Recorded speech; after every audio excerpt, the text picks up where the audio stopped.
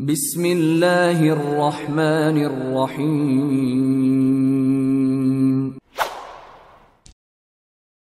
So, do you think that some of the resistance you've faced from the reductionists has been a kind of fear of religion, that you're worried you're going to sneak God back in? Not only that, I found in a Novartis Foundation symposium organised by one of the great reductionists at University College London about 1997, that's Lewis Wolpert.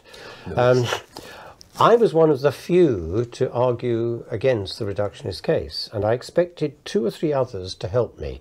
One did, another didn't. And he came up to me in the coffee break and said, "Dennis, I would support you if I didn't think that that brings God back in." That's so weird.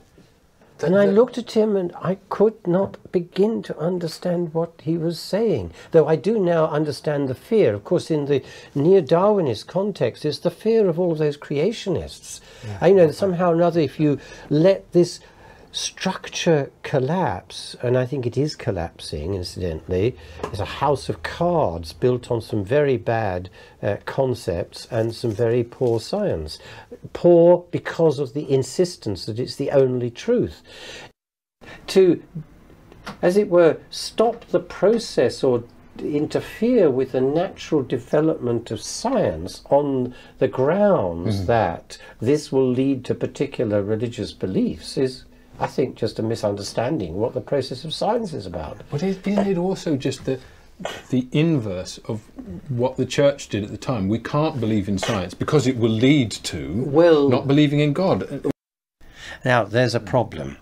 Atheism or anti-theism, they're not the same. Yeah. And I think part of the problem is that people have been throwing the baby out with the bathwater. They've been throwing out concepts like spirituality, which I think is a form of creative novelty, of the ability to give meaning to things. That is our spirituality, to be able to give meaning to things. Yeah.